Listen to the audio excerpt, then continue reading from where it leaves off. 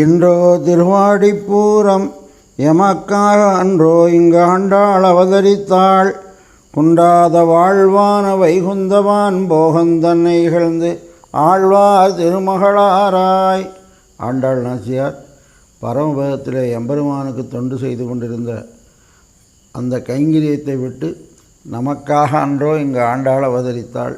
எப்படி ஒரு சாக்கடையிலே தவறி விழுந்த குழந்தையை தூக்குவதற்கு தாய் தானும் அதில் இறங்குவது போலே எம்பெருமான் வைகுந்தவான் போகந்தன்னை இகழ்ந்து ஆண்டாள் நம்முடைய வைபவமாக இந்த உலகம் எப்பேற்பட்டது என்று சொன்னால் லீலா விபூதி பிராட்டி இருக்கக்கூடிய பூமாதேவி இருக்கக்கூடிய அந்த உலகமானது நித்திய விபூதி.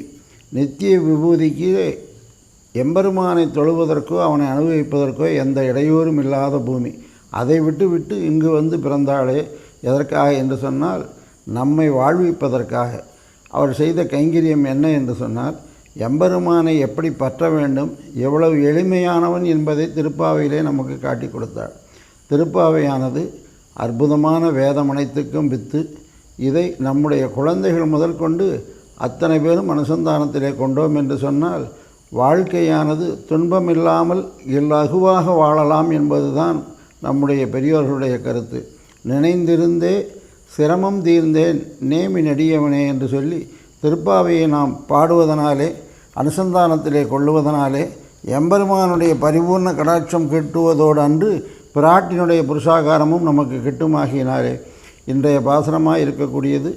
நோற்று சுவர்க்கம் புகின்ற அம்மனாய் மாற்றமும் தாராரோ வாசல் திறவாதார் நாற்றத் துழாய்முடி நாராயணன் நம்மால் போற்றப்பறை தரும் புண்ணியனால் பண்டொரு நாள் கூற்றத்தின் வாய் வீழ்ந்த கும்பகர்ணனும் தோற்றும் உனக்கே பெருந்துயில்தான் தந்தானோ ஆற்றலனந்தலுடையாய் அருங்கலமே தேற்றமாய் வந்து திரவேலோர் எம்பாவாய்.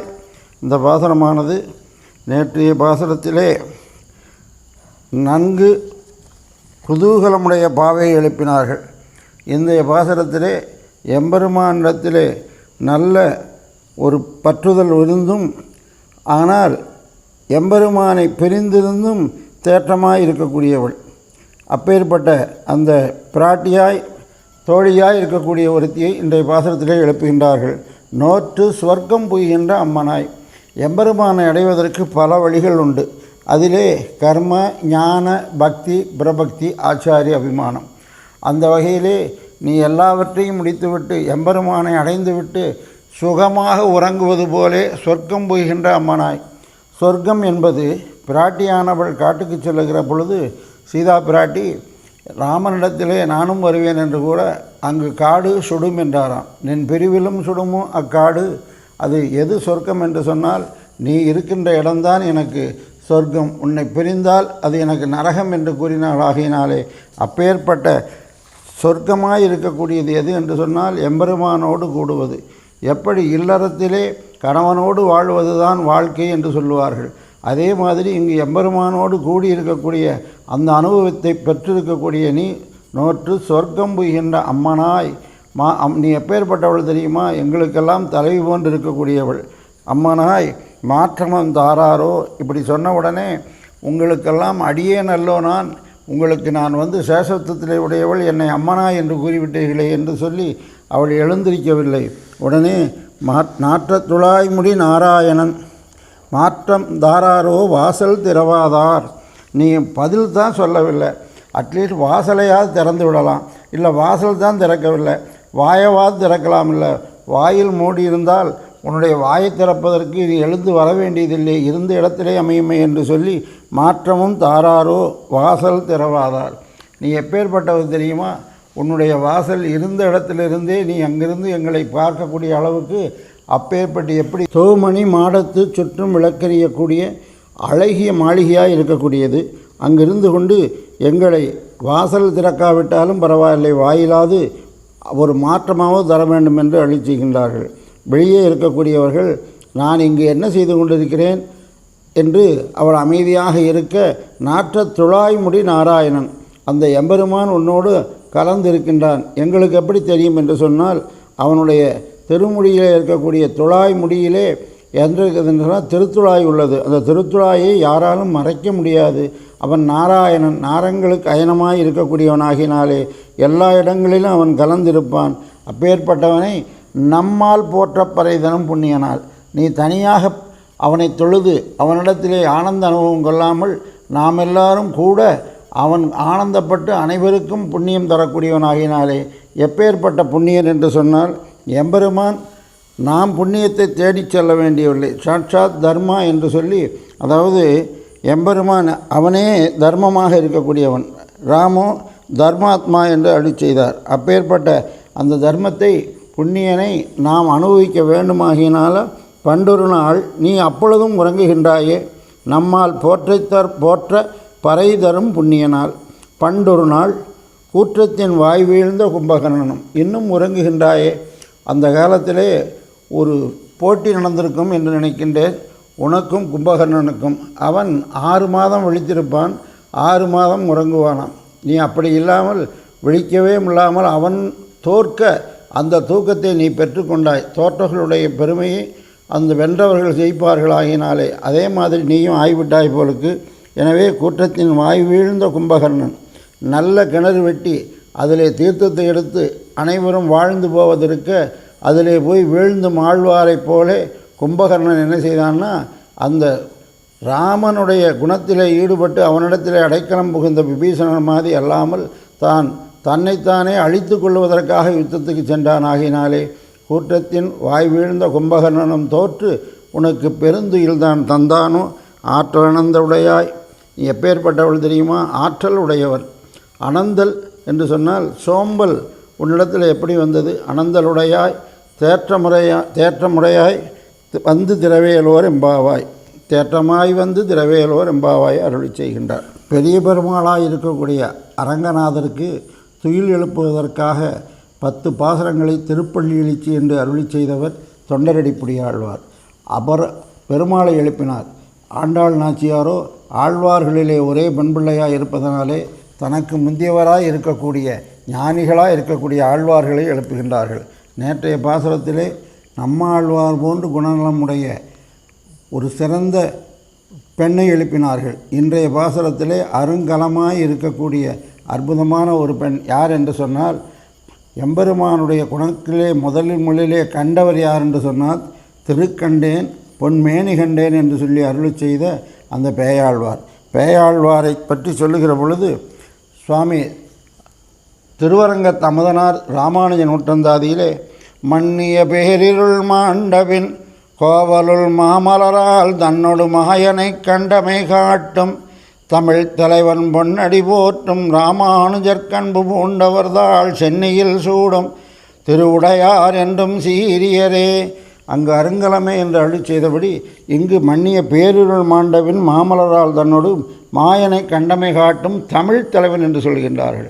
தமிழ் என்று சொன்னால் நம்முடைய அற்புதமாய் இருக்கக்கூடிய இனிமையாய் இருக்கக்கூடிய மொழி. மற்ற மொழிகளுக்கு சிறப்பை காட்டிலும் இந்த மொழியானது எப்படி ரங்கநாதரானவர் வடதிசை பின்பு காட்டி தென் திசை இலங்கை நோக்கி பள்ளி கொண்டிருக்கின்றார் என்னும் பொழுது நம்முடைய முன்னோர்கள் தமிழ் நடையாடாத தேசமாக இருக்கக்கூடிய அந்த பின்பகுதியை திருப்பி கொண்டு தமிழ் நடையாடக்கூடிய நம்முடைய தமிழகத்திலே தெற்கு பகுதியை நோக்கி பள்ளி கொண்டிருக்கின்றார் என்று அருள் செய்தார் என்று சொன்னால், வேதத்தின் பின் சென்ற பச்சை பசுங்கொண்டலே என்று சொன்னார். நம்முடைய முன்னோர்களிலே ஆழ்வார்களுடைய தீரச் சொல்லை கேட்பதற்காக எம்பெருமான் அனைத்தின காலம் என்று உலகத்தில் உள்ளவர்களெல்லாம் சேவிக்க வேண்டாம், அரையர்கள் சேவிக்க நான் கேட்டு அனுபவிக்க வேண்டும் என்பதற்காக பெரிய திருநாளை ஏற்படுத்தினார். மற்ற காலங்களிலெல்லாம் நம்முடைய அத்தியாபகர்கள் முன்னே திருவாய்மொழி முதல் கொண்ட பிரபந்தங்களை எல்லாம் சேவித்து செல்ல அதன் பின்னேயே எம்பெருமான் பின் செல்கிறான். ஆகினாலே அப்பேற்பட்ட திவ்ய பிரபந்தத்தை அருளி செய்ததிலே முதலிலே அருளிச்சு எம்பெருமானை கண்டு அனுபவித்தவர் யார் என்று சொன்னால் பேயாழ்வார். இவர் வாசல் திறவாதார். இவருக்கு பின்னே ஆழ்வார் வரவில்லை. பொய்கையாழ்வார் பூதத்தாழ்வார் இருவரும் அந்த மிருகண்டு மகரிஷியினுடைய இடைகளிலே சந்தித்தார்கள்.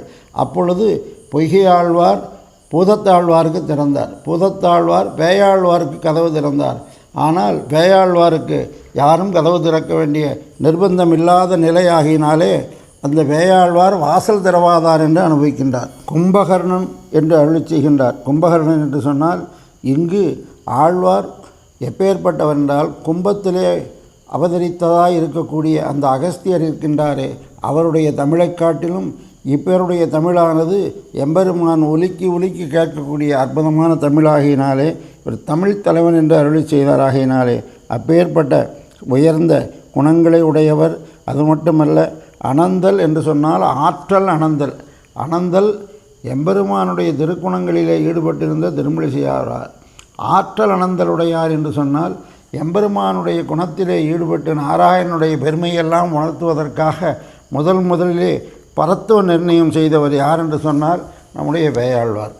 அந்த திருமழிசை ஆழ்வார் சாக்கியங்கற்றோம் சமணங்கற்றோம் சங்கரனார் ஆக்கிய ஆகம நூல் ஆராய்ந்தோம் என்று சொல்லி 6 விதமான சமண சாக்கியங்களையெல்லாம் கற்றவருக்கு எப்பொழுது தெளிவு ஏற்பட்டது என்று சொன்னால், திருமழிசை பிரான் எந்த வழியாக அந்த திருமழிசை ஆழ்வார் சென்று வருகிறாரோ அந்த வழியிலே இவரை திருத்தி பணிகொள்ள வேண்டும் என்பதற்காக பேயாழ்வார் ஒரு திருத்துழாய் செடியை தலகிழுதாக நட்டு ஓட்டை பாத்திரத்திலே அதுக்கு தீர்த்தத்தை கொட்டி வந்தார்.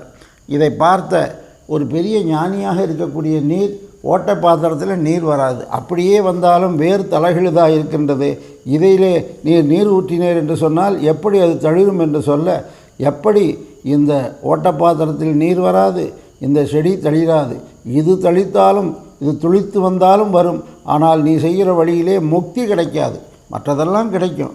மற்ற மதங்களெல்லாம் அற்ப பலன்களையெல்லாம் பெறுவதற்காக பலவிதமான பிராயச்சித்தாதிகளை செய்து இறைவனிடத்திலே செல்லுவோம் என்று சொல்லி அது தாழ்வு என்று கூறவில்லை. அந்த தாழ்ச்சியான வழியிலே செல்வது சிரமம் என்பதனாலே சுலபமாய் வழி, 2 வழி ஒரு இடத்துக்கு அடைவது என்று சொன்னால், ஒரு சுலப வழி, இன்னொன்று கடுமையான வழி. அந்த கடுமையான வழிகளெல்லாம் ஏறார் முயல் விட்டு காக்கை பின் போவதே என்பது போலே திருமழிசை ஆழ்வாருக்கு அற்புதமாக விளக்கினார். அப்பொழுது எம்பெருமான் அந்த செடியை துளிக்க வைத்தாராம். உடனே அவருடைய திருவடியிலே விழுந்து நீரே எமக்கு வழிகாட்டி, நீரே எனக்கு ஆச்சாரியன் என்று சொன்னார். என்றால் 4800 வருஷம் வாழ்ந்து இந்த உலகத்திலே பல சமயங்களிலே புகுந்து வந்த இந்த திருமழிசை ஆழ்வாரை தன்னுடைய ஞானக்கண்ணாலும் தன்னுடைய சாதுரியத்தினாலும் திருத்தியவராகினாலே அருங்கலமே என்று கூறியதும் இவ்வாழ்வாருக்கு பொருந்தும். ஆழ்வார்கள் அத்தனை பேரும் எம்பெருமானுடைய திருக்குணங்களிலே தமிழிலே பாடினவர்கள். தமிழுக்கு ஒப்பாக ஒரு மொழி கிடையாது. தமிழ் தலைவர்களாக இருக்கக்கூடிய ஆழ்வார்களுக்கு சமமாக ஒருவரையும் கூற முடியாது. அதனால தான் மாமுனிகள் சாதித்தார், உண்டோ திருப்பல்லாண்டுக்கு ஒப்பதோர் கலைதான், உண்டோ திருவாய்மொழிக்கு ஒப்பு என்றார். ஒப்பில்லாமல் இருக்கக்கூடிய தமிழ் பிரபந்தங்களை நாமும் கற்று இந்த மார்கழியிலே எப்படி 30 பாசுரங்களை நாம் அனுபவிக்கின்றோமோ இதே மாதிரி ஆண்டு முழுவதும் ஒரு நாளைக்கு ஒரு பாசுரமாக நாம் சேவித்து வந்தோம் என்று சொன்னால் 4000 நம்மாலே கற்று தெளிய முடியும். 4000 திவ்ய பிரபந்தம் இல்லாத தமிழரே இருக்கக்கூடாது. தமிழர் அப்படி இருந்தால் அவர் தமிழர் அல்ல என்று சொல்லக்கூடிய அளவிலே நம்முடைய முன்னோர்கள் வாழ்ந்திருக்கின்றார்கள். அந்த 4000ஐ நாமும் கற்று நாமும் வாங்கி எப்படி மற்ற சமயத்தவர்களெல்லாம் அவர்களுடைய வேத நூலாக கையிலே பெற்றிருப்பது போலே நாமும் பகவத்கீதையும் 4000 திவ்ய பிரபந்தத்தையும் அனுசந்தானத்திலே கொண்டு உய்வோமாக. ஆழ்வார் எம்பெருமானார் திருவடிகளே சரணம்.